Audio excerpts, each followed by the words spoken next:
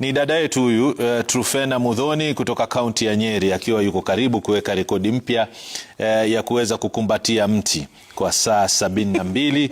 Atakuwa anakamilisha kazi hiyo ifikapo saa 6 na dakika 25 ambayo inagonga hivi sasa, nafikiri kama sikukosea. Bado dakika 2. Nimeambiwa bado dakika 2. Nafikiri kronomita yangu ya mkononi iko mbele kushinda ya simu. Ndipo sasa unaona shamra shamra. Hebu tusikize kama tunaweza kupata sauti shamra shamra zilivyo, maanake atakuwa anaweka rekodi ya ulimwengu mzima ya kukumbatia mti kwa saa 72.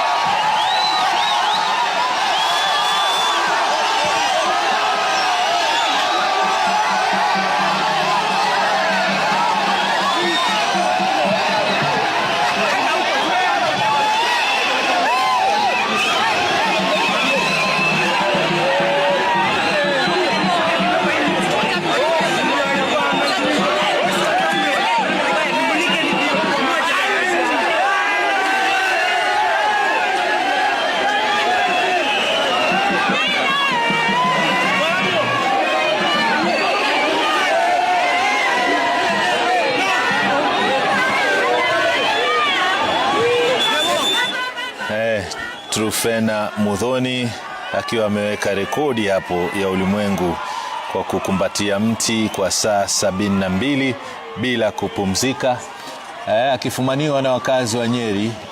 Walikuwa hawamtambui, lakini sasa wanamtambua. Ndio hali ya kuweka historia. Chebet, sijui kama una yapi ya kuchangia kuhusiana na historia hii. Hapa nafurahia tu sana kwa sababu ukimwangalia mwanadada huyu ni mdogo sana, ni mchanga. Nafikiri ana miaka 22. Naam. Na pia ile kupenda mambo ya mazingira. Naam. Kwa hivyo ukiangalia Wangari Maathai, naam, alikuwa ni mwanamke ambaye tunamuenzi katika sekta. So kwa sababu mimi namfurahia tu. Naam. Nasikia vizuri. Naam. Bila shaka ni jambo la kufurahia kwamba ameweza kumudu masaa yote hayo 72 na mpaka sasa hivi anaweza kufurahiwa na wananchi, hisia tofauti. Nafikiri